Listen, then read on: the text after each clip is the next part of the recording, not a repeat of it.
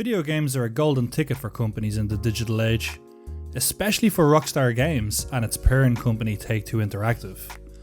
Having made over $6 billion in revenue on GTA 5 alone, this single game has placed Rockstar in the record books as the third most selling game of all time, second to only that of Minecraft and the unusual first place position held by Tetris. But records like this don't happen overnight for smaller and newer companies. It's a common practice for hungry gamers to snatch the latest AAA titles from shelves on launch days, but these companies have earned that right through building brand awareness through previous gaming titles. What about the building of customer loyalty over the years that could have led to GTA 5 being so popular? People often debate which GTA game is the most important to the series' success. Some say it's the first one, others chant Vice City or San Andreas. In this video, we will find that answer. Hey guys, welcome to Hypotheticals, the show that looks at the strange questions often asked or debated in gaming and attempts to find answers for it. And today we will be focusing our attention on Grand Theft Auto, as we ask ourselves the question, which GTA is the most important game in the franchise? In order to answer this, we will be looking at GTA 1 all the way to GTA 5. However, we will only be focusing on the main games in the series as there's so many spin-off games. So let's start all the way at the beginning for this one. GTA 1 was released on the PS1 in December 14, 1997, with GTA 2 being released nearly 2 years later in October 22nd, 1999. The games are based in America, with the first one being dubbed Liberty City and the second being labelled as Anywhere City. The games weren't the most memorable PS1 classics for their time, probably because of the awful overhead view of our character we were stuck with. This contrasted the amazing 3D world view we would get later in the Driver series, which became competition for the GTA franchise at this time. The graphics were also subpar compared to other PS1 games at the time. It was difficult to tell what was going on with your character when they would enter an empty garage or building. There was no in-game map. You would have to refer to the printout map supplied with the game's manual and try to figure out where your coordinates were based on that. And to top it all off, no dialogue for characters or the storyline, which again was totally doable at the time, as is evident from, Driver and even games like Spyro and Crash Bandicoot. Crystals. Of course. But despite all these negatives, the game still managed to dazzle gamers with its many positives. GTA 1 and 2 had excellent radio stations to listen to while you drove in game, and that's something that the Driver series sorely lacked. Also, missions were scripted quite well despite the lack of voice lines and cutscenes. The games allowed players to rob cars and kill people. Very controversial things to do at the time, but hey, how do you think Mortal Kombat did so well? Scorpion wins. Fatality. But that's not all the games had to offer. The player had access to a large variety of weapons they could find on the map. You could run over pedestrians, blow up cars, do missions for mob bosses and gangs, fart and burp. Two iconic GTA features began in these two games. All missions were done through telephone boxes ringing to contact the character. This has remained popular all the way to GTA Vice City, and then sort of died off. Secondly, Rampage mode, or Kill Frenzy mode, was a pickup icon the player could grab and start a minigame where they had to kill a certain amount of people with a special weapon in a certain time frame.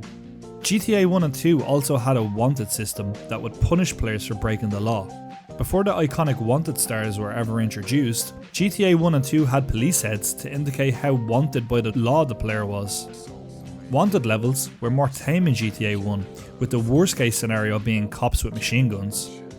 In GTA 2, however, the army would be on your trail. And yes, tanks were a thing back then. And they were very non-forgiving. Overall, GTA 1 sold 1 million copies, while GTA 2 sold 3 million. This was only half of what Driver 1 managed to sell with its 6 million copies, making it a more memorable classic. But with Driver 2 only selling 4.5 million copies, the competition was showing a decline, while Rockstar Games were only getting better with every game. It was time for the PS2 era to decide who would be king of games. Enter GTA 3. GTA 3 launched on the PS2 in October 22nd, 2001. This was only 1 year after the release of the PS2 itself, so there wasn't much competition for the game to compete with at the time. It wouldn't matter too much regardless, as the game was phenomenal. GTA 3 took everything good about GTA 1 and 2 and reinvented a 3D open world that would soon give the Driver series a run for their money. The game introduces us to our silent protagonist Claude, who is double-crossed during an armed robbery by his partner in crime Catalina in the opening cutscene. Shortly after an explosion on the Callahan Bridge, we escape from police custody with our new partner in crime 8-Ball and set out on an epic journey into the world of Liberty City. From here, we have access to everything this game has to offer. 3D models of characters, buildings, cars and weapons, and access to a close and personal camera view of our character for immersive gameplay. This is a big change to that horrible overhead view which existed in previous titles, and ironically, it's still an optional camera view for some reason, among others. But the positivity list doesn't end there. Not only can we drive vehicles and kill people just like in the last games, but now we have more access to options. New cars, new weapons, new radio stations with hilarious commentators, a minimap. And that's not all. We could have odd jobs as a taxi driver for money, a paramedic, a policeman, an army guy. We could be a street racer too, and that's not all. We could escort ladies, buy weapons from gun shops, give our cars paint jobs, and that's not all. We could fly a dodo plane, ride the subway, the overhead train, drive boats, swim. Okay, maybe the PS2 didn't have room for everything we expected, but still it was a near perfect game for its time. This game had an amazing storyline into the world of organised crime, with added details to gang related warfare and chilling voice lines to add to the equation. Remember, no one messes with my girls. The theme of betrayal is heavily depicted throughout the narrative, and the fact our character is a mute makes us alone with our thoughts a lot of the time to reflect on our actions or what might have happened in certain missions or events. Another thing to understand is the trend this game started for video game cheats. One of the most iconic games for activating cheats and unlocking a vast array of free weapons, health or other added effects made for some interesting play. In fact, it was one of those games that once you knew how to cheat, it was sort of a requirement. You couldn't help yourself. R2, R2, L1, R2, left down, right up, left down, right up. You would find your hands were just programmed to break the immersion of the world around you, just to give yourself some free weapons, flying cars or a tank. Hardcore gamers would even combine all three. I think the younger generation might not have known how successful GTA 3 actually was for its time. It sold over 14.5 million copies on the PS2, and in the lifespan of the console's existence, it remained one of the top 4 best-selling games of all time. That's impressive when you consider the titles that would follow after its release. It even had more sales than Metal Gear Solid 2 and 3 combined. After the unquestionable success of GTA 3, it was time for Rockstar to really test what the PS2 engine was capable of. Enter GTA Vice City. Vice City was launched on the PS2 in October 29, 2002. This was just 1 year after the initial release of GTA 3, meaning Rockstar was churning these games out like butter. The game follows Tommy Vercetti, a Forelli family gang member who is hired for a major drug deal in Vice City, only to discover it's a setup. After escaping near death, he sets up to find out who set him up, and in the process, rise to the top of the drug world in Vice City itself. It was no surprise to anyone that Vice City would be as successful as GTA 3, if not more. The game had so much to offer: amazing scenery based off real life Miami, Florida.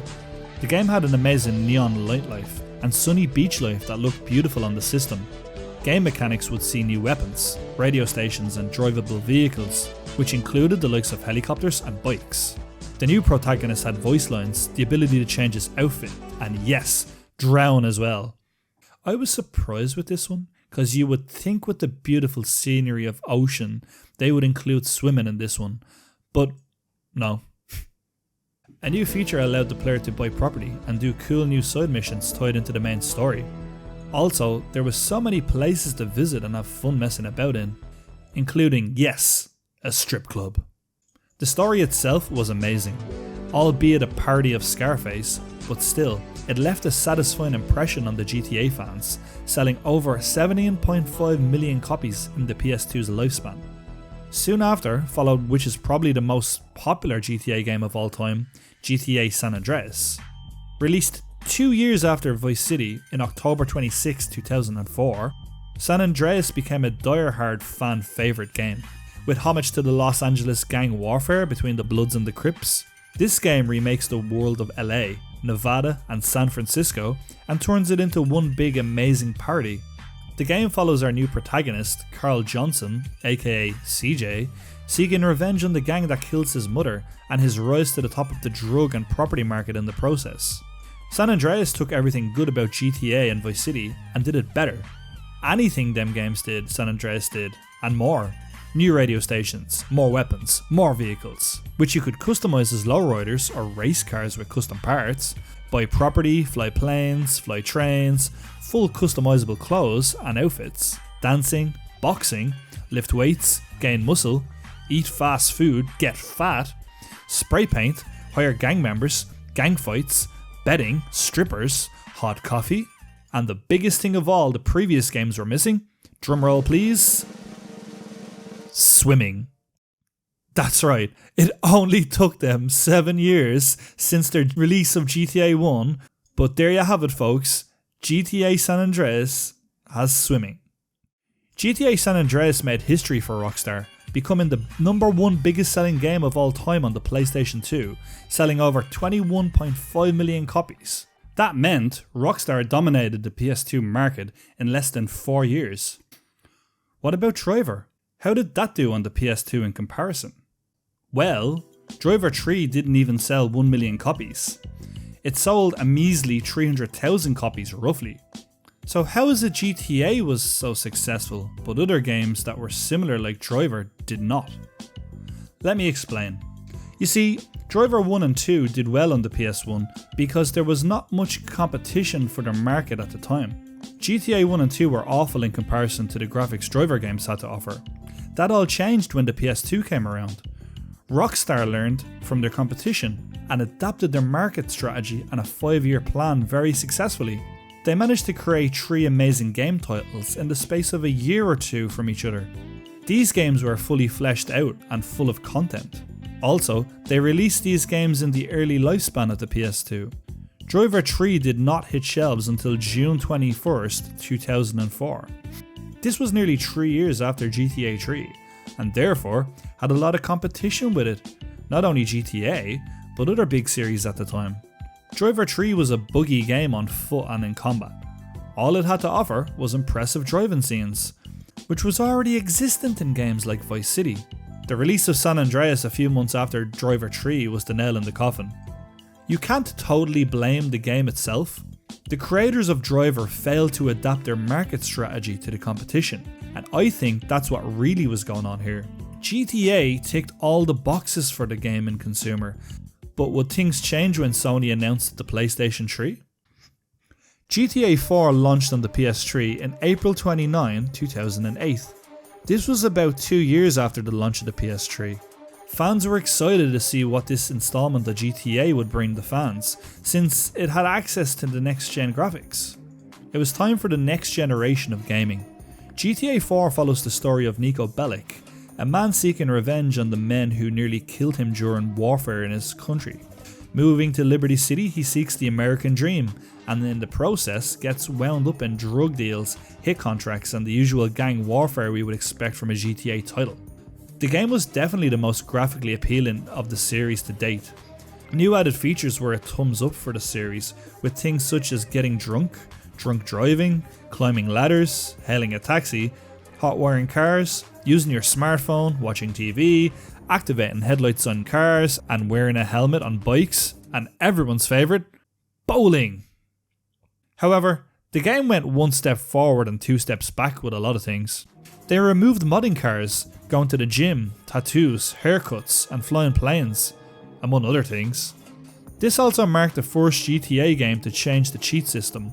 No longer would you press button combinations to input cheats, but rather through the game's smartphone through certain number combinations. Compared to that of San Andreas, it was all sparkle but no shine. Graphically appealing, yes, but it did lack a lot of fun elements the previous titles contained. Despite all this, the game became the biggest selling PS3 game of all time, selling over 25 million copies. That's right, Despite being the biggest selling PlayStation game of all time, GTA 5 wouldn't shine until it hit the more graphically appealing release on the PlayStation 4. GTA 5 initially released on the PS3 in September 17, 2003.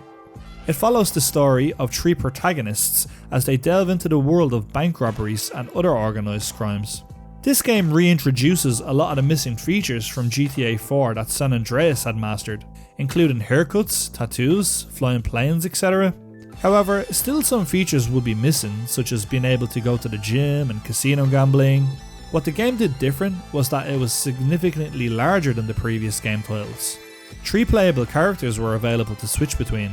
The graphics were amazing, and it featured an online mode you could make your own custom character through from scratch. You could buy properties, compete in races, organise bank robberies, etc, etc, etc. The PlayStation 3 version of GTA 5 sold over 21.3 million copies, becoming the second most selling PS3 game of all time behind GTA 4. This marked the first time Rockstar and Take-Two Interactive had a declined profit from a previous title. So what was the solution? Introduce the PS4 remake of GTA 5. GTA 5 would re-release as an improved version on the PlayStation 4 in November 18th, 2014. This was over 1 year after the PS3's version release. So how the hell did it sell its infamous 100 million copies worldwide and become the biggest selling game on the PlayStation 4 to this date? You would think adding 3 new features wouldn't be enough, and you would be right. The only big difference between the PS3 and PS4 versions is the added first person mode, the inclusion of neon lights for your cars, and the inclusion of extra weapons and vehicles. But I think the forgotten element here is the GTA Online mode. This is where GTA made its bread and butter. The game stayed interesting with constant updates to the online mode. What was once a barren wasteland for other players to do drive-bys in has now become an online mystery box of sorts. You log online for the new updates and can be surprised with new added content such as clothes, weapons, vehicles, missions, and even new property compounds such as buildings or yachts. GTA Online keeps fans guessing and people talking about the game all these years later because it remains relevant. People who hadn't bought the game probably did once they heard about what you can do in it because of the online mode. Fans who originally purchased the PS3 versions probably bought the PlayStation 4 version too, because of all this new content they weren't receiving in the old version. It's all free content you don't have to pay for, so it makes sense to buy the game twice. It's worth the reinvestment. This is where gaming has moved to, and it was a smart decision by Take-Two Interactive. With games nowadays like Fortnite, PUBG, Apex Legends, Overwatch and Call of Duty, gamers are so submerged in online play. Teaming with friends and creating that online social interaction with the added value that comes with gaming content. The experience is shared. It's why their own projects such as Red Dead has an online mode, and it's so successful. It's why FIFA is so big. Career mode is no longer a relevancy. It's all about Ultimate Team and winning matches online for more points. The thing is, if you play a campaign mode in an offline game, once you complete it, that's it. It's game over. There is little replay value in a story-based game you have completed. You know what happens. You've seen the cutscenes. You've mindlessly ran around the sandbox environment. There's nothing else to do. With online games, that changes. Constant relevant updates allow for a new gaming experience each and every time. And because of this, GTA 5 has adapted to the market successfully, not because of its content, but because of its creators. Smart business strategies and marketing has led to its success, and that can't be taken for granted. So now that we have looked at all the main games in the GTA series, I guess it's time to answer the ultimate question. Which is the most important game in the GTA series? Well, if you look at the 100 million copies sold for GTA 5 and say, that one, then you'd be sorely mistaken. Remember we discussed how the success was thanks to the company's smart business strategies? Well, that can only be the result of trial and error. Sometimes you gotta learn from your mistakes and keep working hard until it pays off. That's what Rockstar did. They took GTA 1 and did something different, looked at the competition and learned to adapt to the new platform with GTA 3, and eventually build gradual success from there. So for this reason, and this is only my opinion, I think GTA 3 was the most important game in the franchise, followed by GTA 1 perhaps as a close second. GTA 3 was the start of their success. Call it luck, call it perfect timing, but it holds its place as the reason Rockstar had its fanbase in the first place, and it only built from there. Customer loyalty might be a grey area in this day and age, but it wasn't back then, and it has become the glue to hold Rockstar's business model in place long enough for them to reap the rewards. Anyways, I leave you guys with that. Thank you for tuning into Hypotheticals. Before I go, I gotta pass the question off to yous. What do you guys think was the most important game in the GTA franchise? Be sure to leave a like if you found this video entertaining, and subscribe to be kept up to date with the latest theory videos in the future. But anyways, thank you very much for watching, and I'll see you guys at the next one. Oh, you touched my tra-la-la. My ding-ding-dong. It was at this moment that he knew. He fucked up.